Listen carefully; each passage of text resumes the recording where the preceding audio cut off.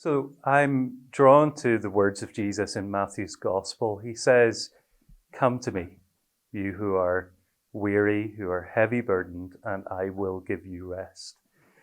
That's the invitation of the Lord Jesus. And I found it very interesting in the context of that passage. Just earlier on in the same chapter, Jesus, he does three things. He issues that invitation, but before he does that, he prays. And just before that, or in between the prayer rather and the invitation, Jesus gives a little mini sermon. So I like to think that Jesus is like an evangelist, that first of all he prays, as we should, and then he explains something, and then he says to people, now come, okay?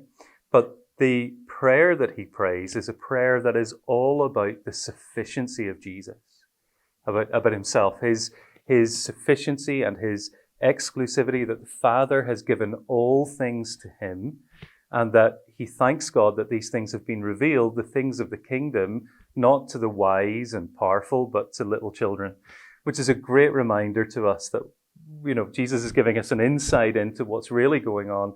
I didn't get here. I'm not saved. I'm not in ministry because I'm great and mature and wise, but because I'm a little child who depends on the Lord Jesus.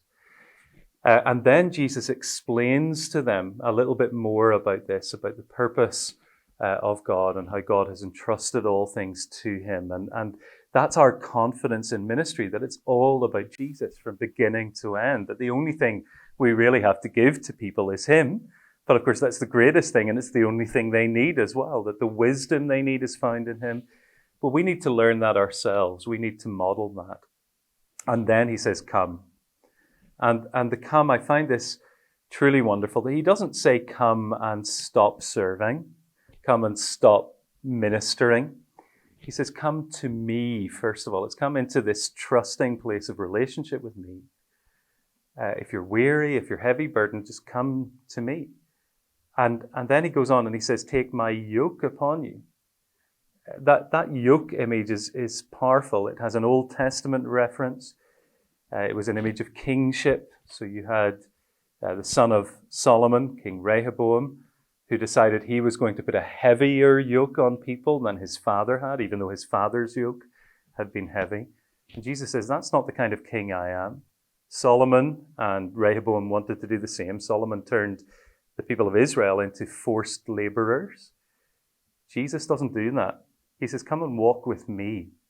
Come and share the load. Come and walk at my pace. Come and walk into the things that I'm leading you in. Come and share this task with me, and I will walk with you. When you're yoked to someone, if an animal is yoked to another one, then you're connected with it. You go at the same pace.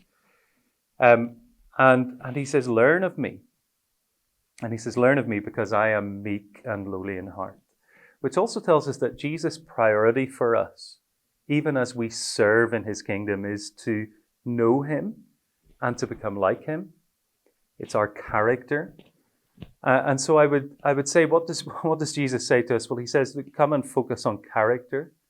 Come and walk at my pace. Give up the heavy burdens that you're carrying, because those are not burdens from him. The easy yoke is the way of Jesus. So if I find myself that there is a heavy yoke, there's either something wrong with my trust in God, or frankly, I'm doing things that God never gave me to do. And so I need to come before him and prayerfully say, Lord, show me what it is that I should surrender and give up. And I would simply say in that context as well, that sometimes that means taking a break. I mentioned earlier Hebrews 12, and there's another little phrase in Hebrews 12 that says that we should straighten up our bodies and make straight paths for our feet. Straighten your bending knees. And I think the image there is of running. If your knees are bent, it's not a good posture for running. And if your head is down, you're going to get disheartened and lose sight. But we straighten up our bodies, we look at Jesus, and then we straighten our paths by taking the most direct route to Jesus. And the most direct route means cutting out the stuff that doesn't lead us to Jesus, that we can't see Jesus in, whether that's ministry programs that really are not making disciples of Jesus or aren't about the gospel, or whether that's things in our lives that frankly are tripping us up and keeping us back. We focus on him. That's both our inspiration to give us the heart to keep serving, but it's also how we know what we should do, because it's whatever leads most directly to him in obedience to him.